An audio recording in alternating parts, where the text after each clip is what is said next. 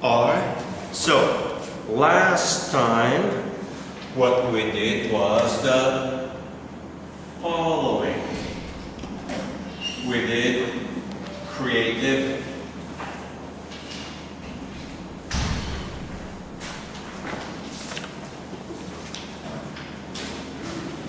financing.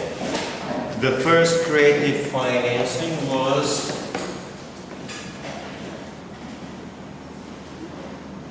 automatic rate reduction mortgage.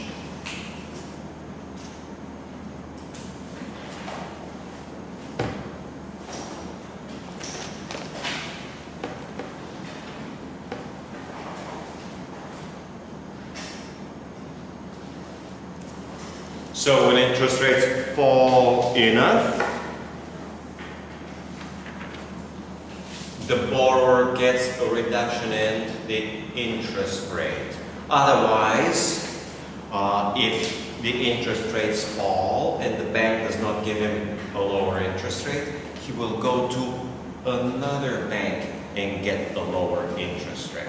So this is forced by competition from another banks. Number 2 was graduated payment.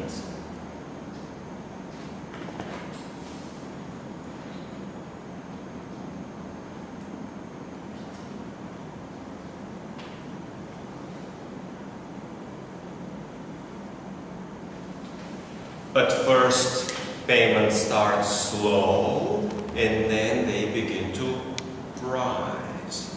Usually the payment will start lower than the fixed interest payment, and it's going to begin to catch up to the fixed interest rate payment, and then it has to rise even further to compensate. The third one is growing equity.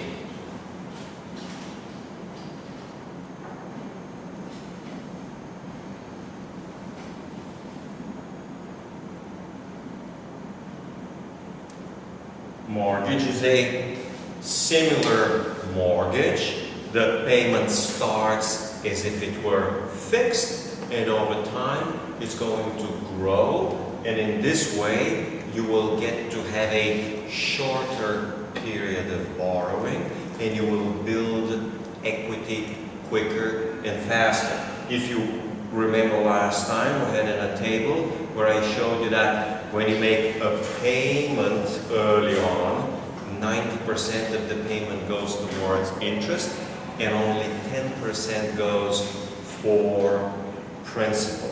When you have a growing equity, you want to build the payments quickly so that early on you actually have a higher principal payment. Remember, money that you pay on the mortgage for interest for the investor is a waste of money.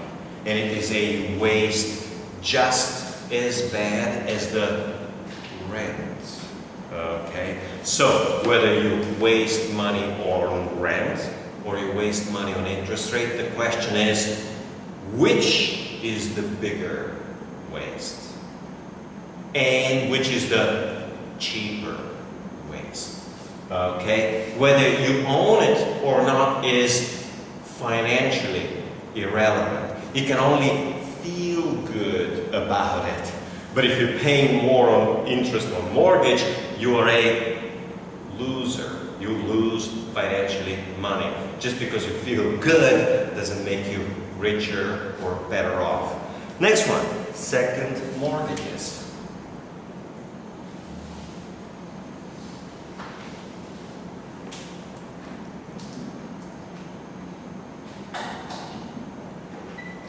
And second mortgages is basically you borrow money against your house. You already have what is known as, and I explained last time, as first mortgage. First mortgage.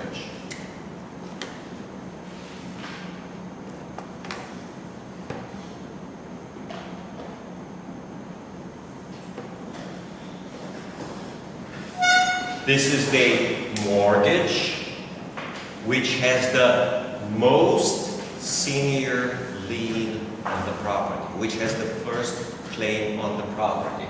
Well, a second mortgage will have a second or lower, we call it subordinate lien on the mortgage. So you may have, let's say, $100,000 house. You already owe a mortgage of $80,000. Now you can go and get an extra $1,000 loan secured with a second mortgage. Second means junior or subordinate, okay? The claim may be third, fifth, or seventh, okay, in a row. But one thing's for sure, it is not the first, it is not the senior. So we may actually have 2, 3, or 4 second mortgages. But they're all not second. The next one will be third mortgage, the next one will be fourth mortgage, but we continue to call them second mortgage, okay? Next one, home equity loan.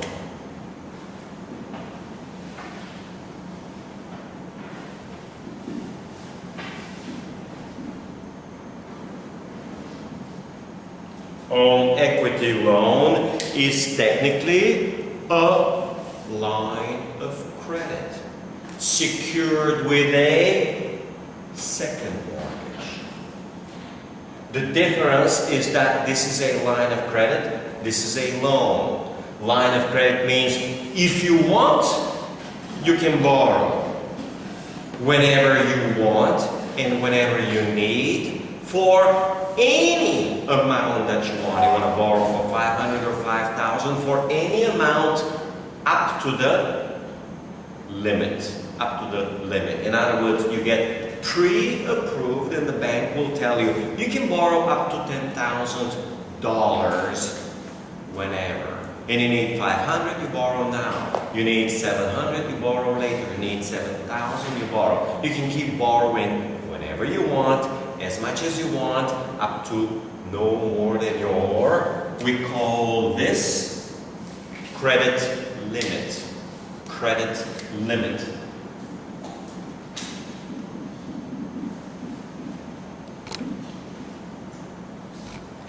Credit limit is the maximum amount that can be borrowed on a particular borrowing facility, like a line of credit or credit card. Essentially, a home equity loan can be hooked up and connected to a credit card, where every time you take a credit on the credit card, it's going to be going up against this home equity loan and will be secured by your house. Next, shared appreciation mortgage.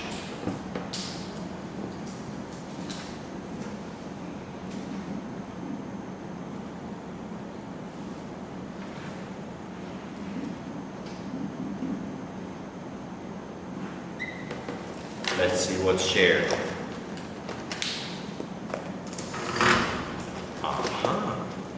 So, the buyer obtains a mortgage below the market interest rate.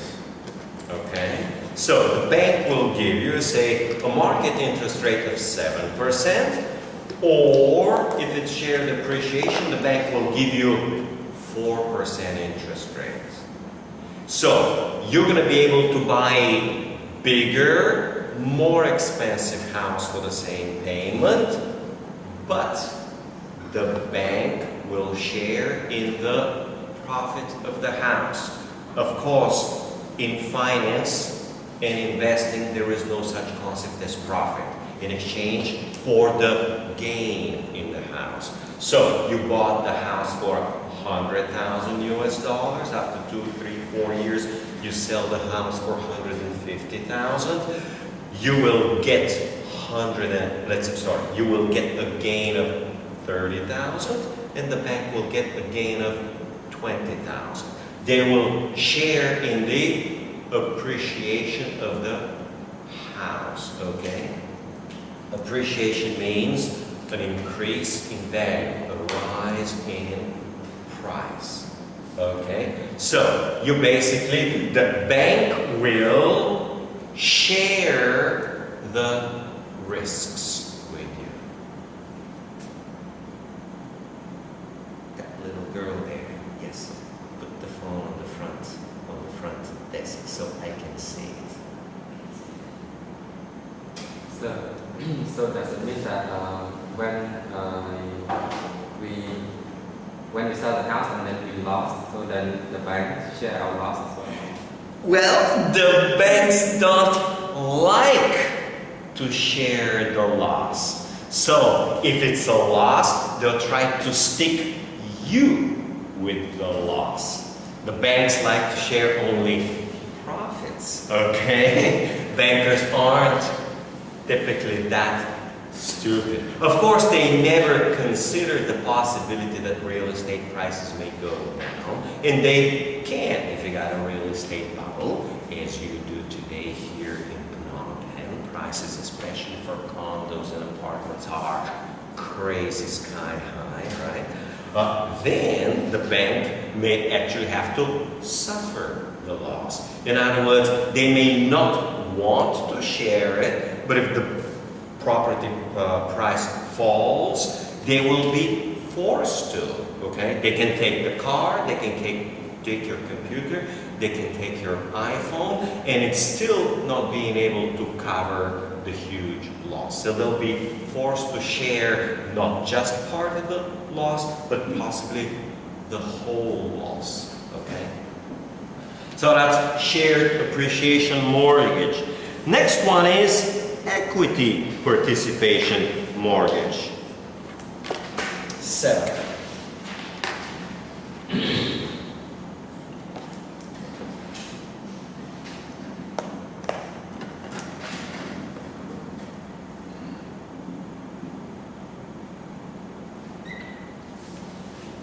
They're almost exactly the same. The mechanism is exactly the same. The principle is exactly the same. The finance is exactly the same.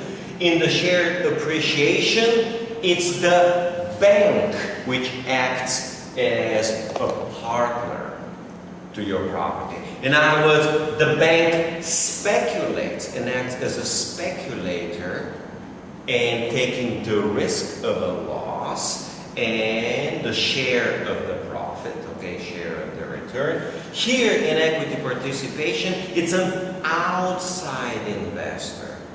It's an outside investor who will usually provide a part of the down payment. So the bank says, your, let's say, house is $100,000. $80,000 is the mortgage loan, $20,000 is the payment, the down payment. But you have only 10. You find an external or outside investor, he'll give you the other $10,000. And if the house or the price, we say the property appreciates, the outside investor, will share in the profit, will share in the appreciation of the house, okay? So here, it's some other way, some other speculator will speculate on the house appreciation. And the last one is reverse annuity. Reverse annuity mortgage. I have actually never heard of reverse annuity mortgage before, but I've heard, read, and know it's called, the way I've always read it, just a reverse mortgage. Reverse mortgage.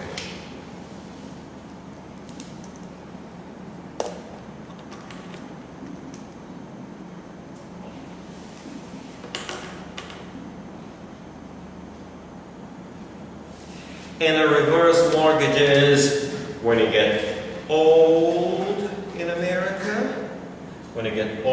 America, and you don't have enough money, your retirement is too low, or you want to live like a really rich man, you go on vacations and buy cars cars and spend all sorts of crazy money. In other words, you want to maintain a crazy lifestyle until you get a heart attack, right? Or a brain stroke. Up to that point, you can borrow against your house. Okay? And the bank will lend you money against your house. It will be technically, and notice that's the name in the textbook, they call it reverse annuity mortgage. The reverse annuity mortgage.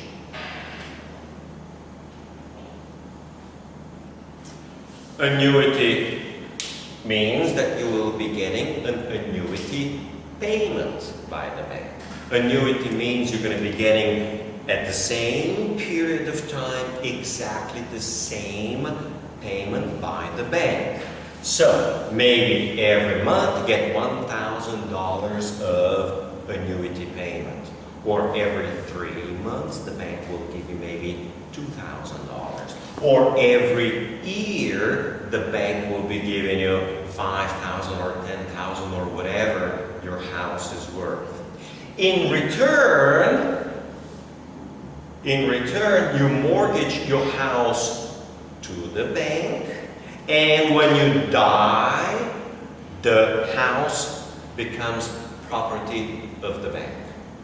And then the bank will sell the house, recover its mortgage, and maybe gain on the appreciation of the house.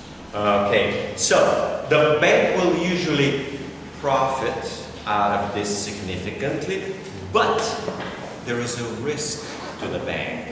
And the risk to the bank is that with all the money that you're getting from the bank, you won't be eating McDonald's and get a heart attack in a couple of years. You may get to live a long and healthy life, and maybe 20, maybe 30, maybe more than that, and get more payments. In other words, live longer than the house is worth.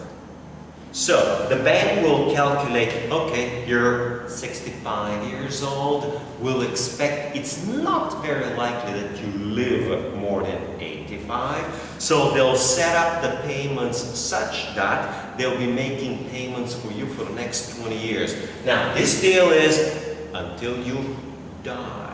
So if you live 25 or 30 or 40 years, you get to live up to 100, maybe the bank is most likely to take a loss. But if you live only 3, 5, or 7 years and you die of that heart attack, then the bank will win big. Okay? In other words, the bank makes 2 separate business decisions. The first business decision is they give you a loan. They make payments to you.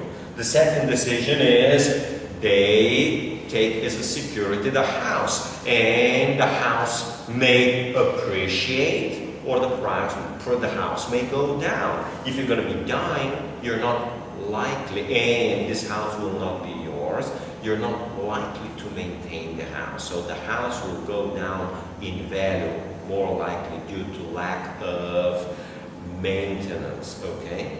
And the third bet that the bank is making is about your longevity. Are you going to live and die in 5 years, or in 25, or in 35? So this is an extremely complex product, but banks do usually set it up so that they make a profit on it. All right, this concludes the last section on the primary mortgage market.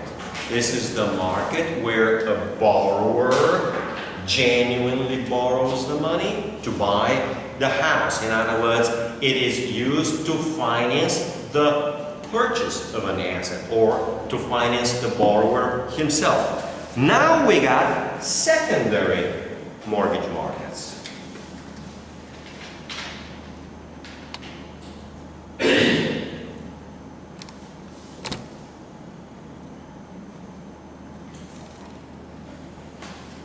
Mortgage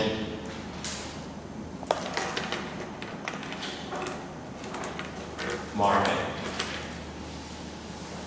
And a simple, quick and easy way to define the secondary mortgage market is a market where mortgages are traded, okay? And they can be traded in two ways. There are two forms, there are two ways, there are two very distinct mechanisms of trading. The one is simply sell. You sell the mortgage.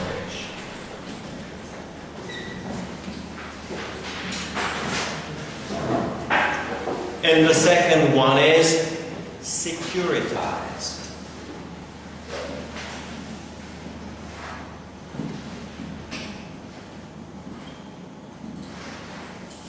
And securitization is where things get difficult and complicated, okay?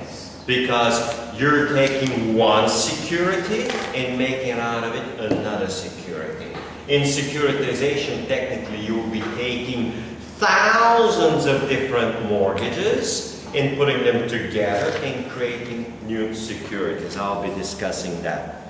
Okay, the first thing, so I'll be going through these for the next couple of hours, maybe 2 hours, maybe 3 hours, as long as it takes.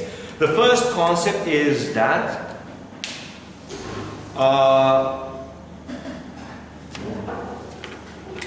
number one, why? Meaning reasons. Why, if you're a bank, you want to sell your mortgage, or why you want to securitize. In other words, what's the benefit for the bank, or in general, for the financial institution, for any financial institution? Well, number one, when you sell the mortgage, you get cash. If you keep the mortgage, you don't get cash. So, there is the benefit of liquidity. When you hold a mortgage, when you hold financial instruments, you have a liquidity risk. So, by selling the mortgage, you reduce or lower your liquidity risk. That's fairly clear. That's fairly straightforward. Next one is interest rate risk. When you hold a mortgage and you're collecting 5% interest, and interest rates rise enough, maybe to 6 or 7, now you gotta pay on your deposits 6% or 7%, but you continue to collect 5%. You're running losses, okay? So, by selling the mortgage, you don't have to collect interest anymore. You reduce your interest rate risk. Your interest rate risk goes down. And, of course, the most important one is that when you hold a mortgage, you got some borrower who promises to pay for the next 30 years. Maybe they pay, maybe they die.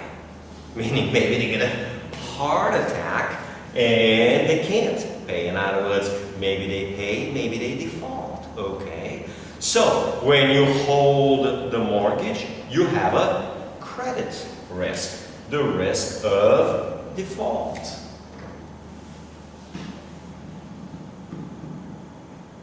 Oh, sorry, this is not interest rate going down. That's my mistake. That's interest rate risk going down. It's a whole different thing, okay?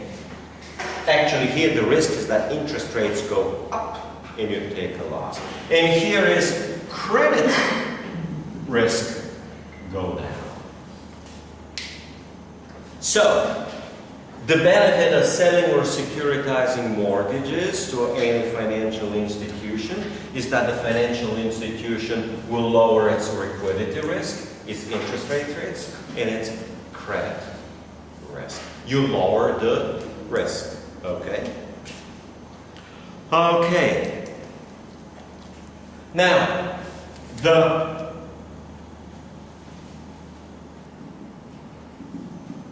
extra benefit. So, these are partly the benefits. In other words, you lower your risk. But it can generate what's called a fee income.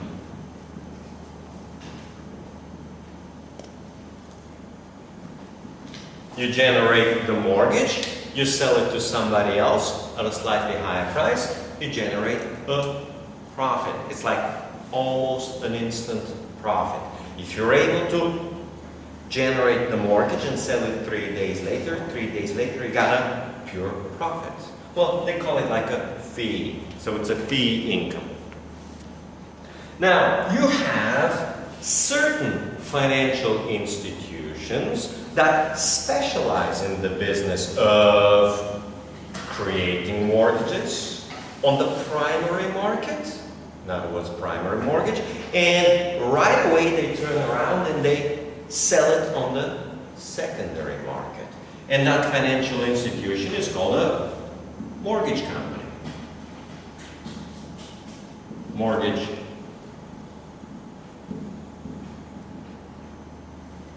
company is a financial institution which specializes in, we call it mortgage origination.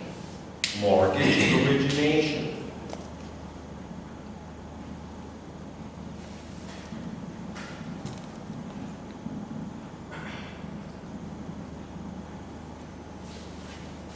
Is the process of creating a mortgage on the primary mortgage market. In other words, a borrower will borrow and the mortgage company will turn around and sell it. So, the main characteristics of a mortgage company is that the mortgage company does not hold mortgages. They sell them. Okay? That's the mortgage company. Okay? Yes, it's called mortgage originator or loan originator. Okay? And they will function as a servicer.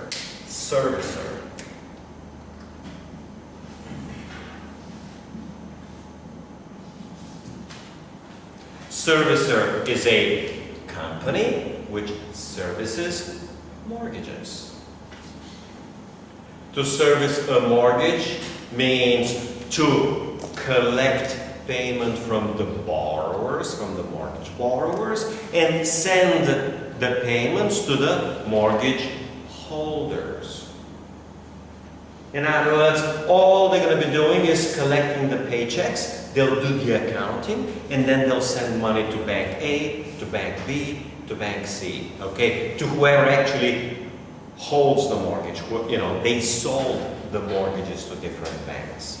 So, they'll be acting as a servicer, and for the service, they'll be collecting a service fee.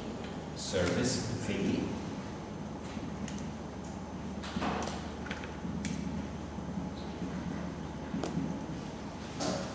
So, they make a quick profit on the origination when they resell the mortgage, and then they collect a regular service fee over the lifetime of the mortgage. Sometimes monthly. Okay. Let's see what else we got. Well, I don't want to get into all the details because it's pretty much not necessary. But when the economy in the US goes bad, the US government has the habit of boosting the real estate market. And there's only one way to boost the real estate market is with mortgages. Remember, if people have the money, they'll already buy the house. People don't buy houses only for one reason, because they don't have the money. So the government says, if we begin to give people, do you want $100,000 to buy your house? And the short answer is yes. Okay, well, here is $100,000. Okay. So the government will create different institutions. One of them, and I don't want to get into the great detail, is Fannie Mae. Is a name which stands for Federal National Mortgage Association. It's a government institution. We call that later on a GSE.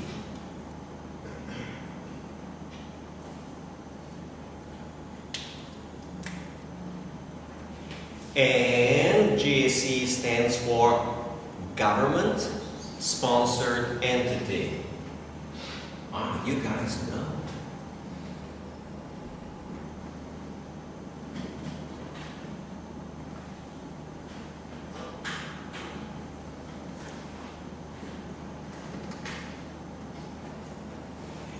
And basically it means that Fannie Mae early on originated or began life as a government institution, was later on privatized. So technically it's a private institution, but has the support of the US federal government. Everybody kind of like understands, even though it's not in the law, that if Fannie Mae gets in trouble, the federal government will bail it out. Okay, did we discuss what's a bailout? Bailout.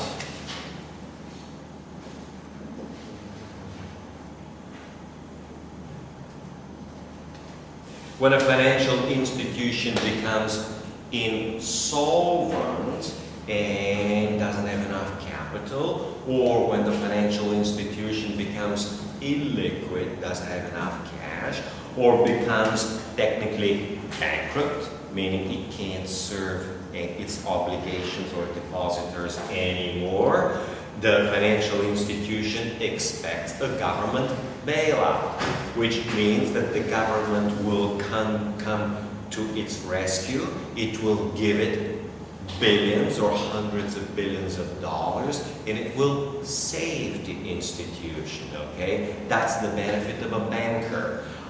It is the following. If there are profits, we take the profits. The profits are ours. We keep the profits, okay? If there are losses, we give the losses to the government. It's the government. Bankers don't want to take a loss. When there's a loss, they give it to the government, and the government passes it to the taxpayers, okay?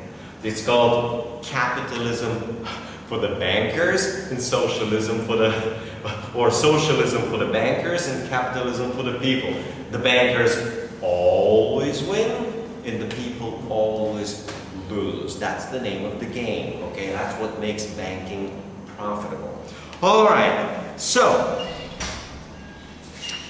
the other institution is called Ginnie Mae.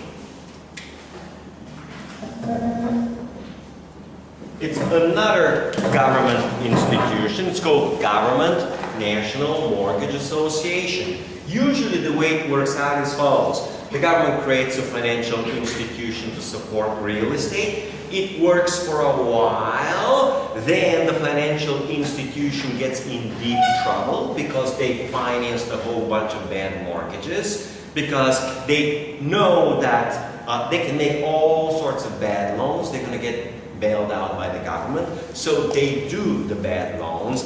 They get in trouble. They get bailed out by the government. Now people are cautious about them, and the government says, oh, we're going to create a new financial institution, and you keep the game going by changing the name and the financial institution, and it gets better. Now you got two government-sponsored entities in the game, okay? And now they compete by whichever will make more worse loans, okay?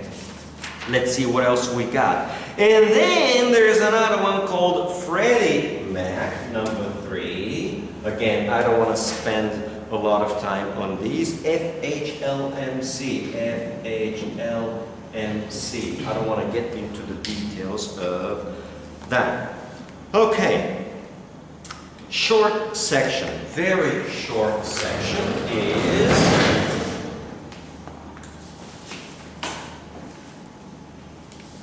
on page, for those who actually have textbooks, 202, mortgage sales. In other words, what I wrote over there, up top, the secondary market functions in 2 different ways. One is you sell the securities, and the other one is securitize. Selling is quick and easy, not much to learn there. It's the securitization market which is hard, takes a long time, and different. So,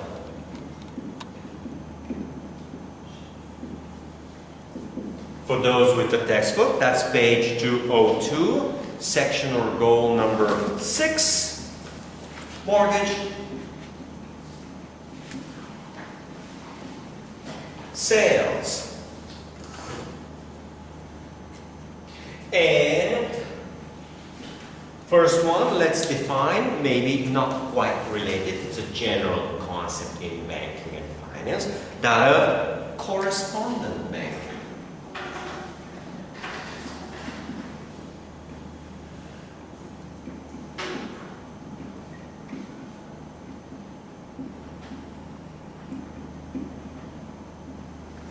Is a special relationship between 2 banks, like big brother and small brother, usually a relationship between a large bank and a small bank, where each bank maintains an account with the other bank.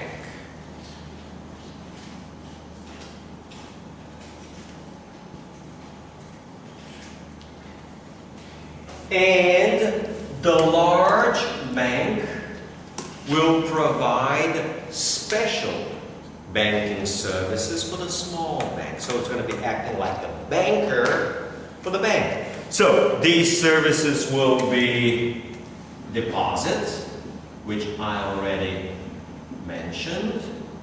Number 2, lending.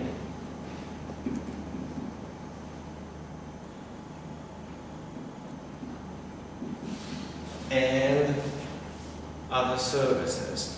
In other words, the big bank will be acting as a banker and will provide a bunch of banking services to the small bank, where the small bank can't do that. Okay.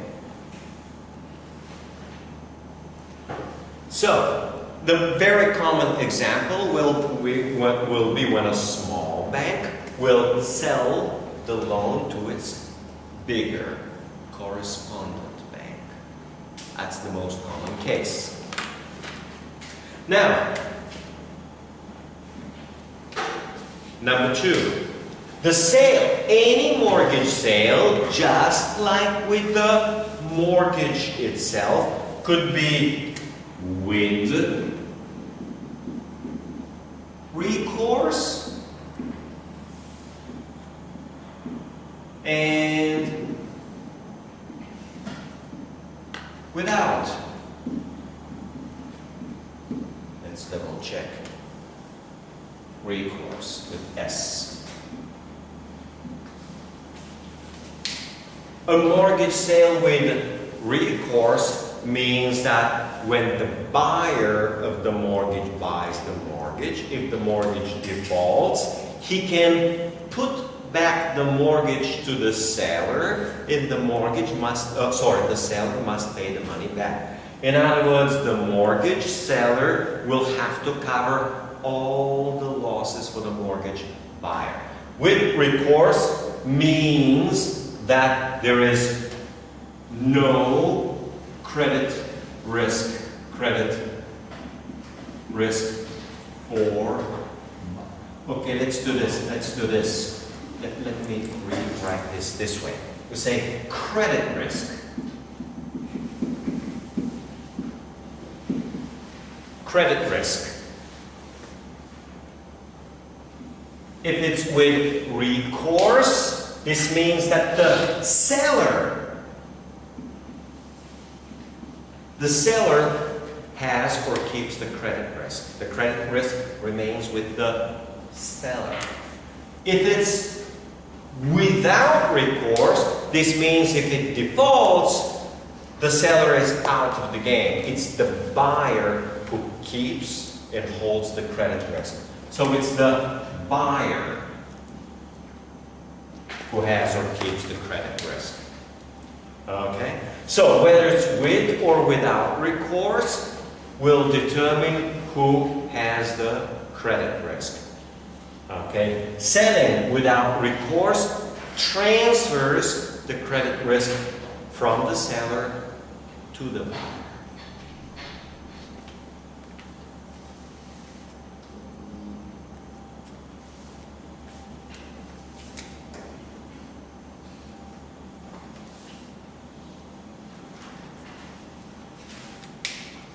When a seller sells with recourse, the seller has a credit risk. We call this contingent credit risk. Contingent credit risk.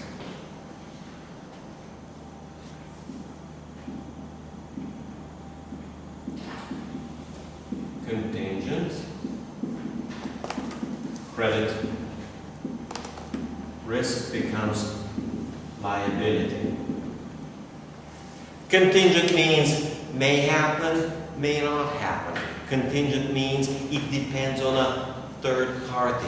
It depends on somebody else. In other words, you have the credit risk, but you don't have the mortgage itself. So you cannot record the mortgage on the book, and you will not be able to record the credit risk, but you still have the credit risk. Let's see what else. Now the next key point to understand, which is amazingly simple, that's actually the simplest thing to understand, is that when there is a sale of mortgage, there is no new security created. No new security created. It's the same security, and the same security passes ownership from the seller to the buyer. And again, the big differences with securitization is that in securitization, you create a brand new security on top of the mortgage itself. Let's see what else we got. So, the main reason for selling mortgages is to manage the credit risk. Let's see what else we got. Improve liquidity risk, I already said that. Fee generation. Okay. And then who are the main participants, as in the main buyers?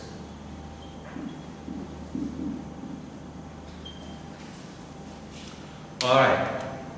Without writing on the board, who are the main sellers?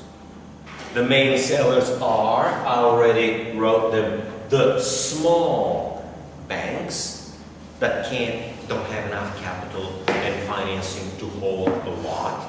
And the second one will be, I already wrote it up there, the mortgage companies. The mortgage companies will originate and sell, originate and sell. And smaller banks will originate and sometimes sell. So the question is, sell to whom? Who are the buyers? Number one.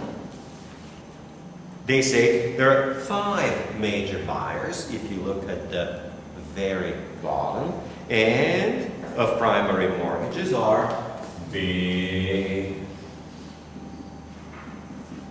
domestic banks, as in domestic commercial banks.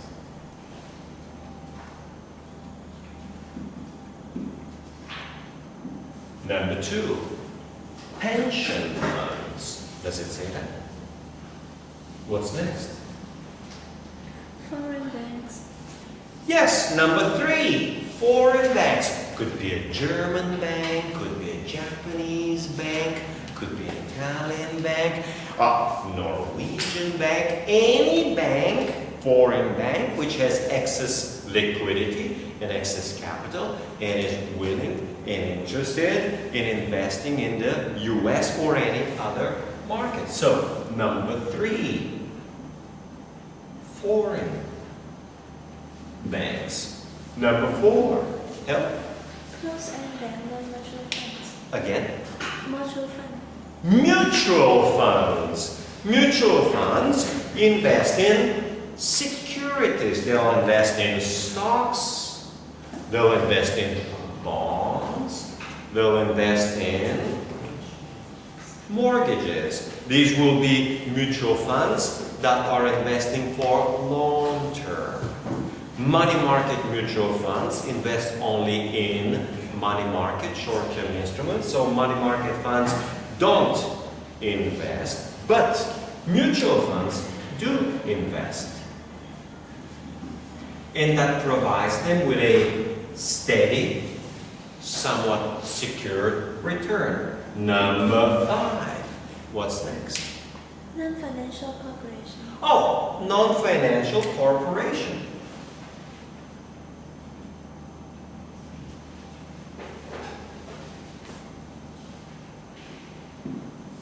Well, this is just a corporation. It produces, it's got excess capital, okay? So they'll do that, they just have extra money. Now, a non-financial corporation will be iPhones, right? And MacBooks will be Apple. Apple has 50,000 US dollars. Sorry, billion dollars. That's a lot of money. You know, they own more money than the whole size of the Cambodian economy, right? So they gotta invest that money somewhere. Maybe they'll buy some stocks, maybe they buy some bonds, maybe they buy some real estate, maybe they buy some mortgages, okay? Maybe they buy some currencies, maybe they buy gold, okay? They may buy mutual funds. So non-financial corporations with a lot of excess funds, which generate a lot of cash, will buy some mortgages. Now, in the last 3-5 years, non-financial corporations, when they have excess cash, they will do something very different. Because mortgages pay such a very low interest rates, they'll play a completely different game. That's called stock buybacks. And I'm jumping to the next chapter, which I'll be discussing maybe after the midterm, okay, or after the break, is when a stock buyback is when a corporation uses its cash to buy its own stock and reduce the stock float, reduce the number of outstanding shares. Then whatever profit the corporation will have, when you reduce the number of shares, the earnings per share will rise. So it makes the company look better.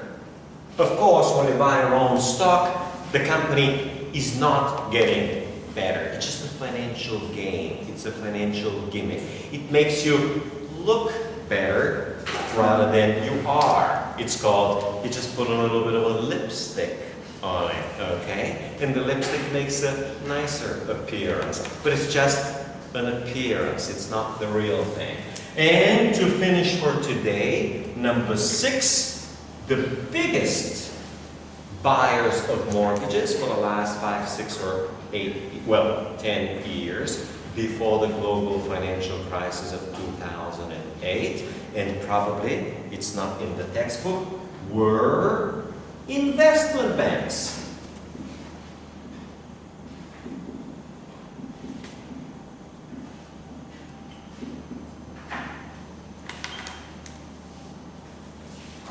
Now, these 5 will buy and hold the mortgage. But the biggest buyer of all mortgages were investment banks for the purpose of securitization. So they buy them so that they can securitize.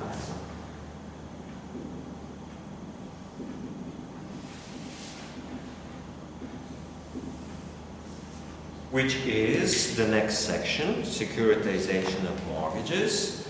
And there are 3 major ways to securitize mortgages, which is what will continue after the holiday break.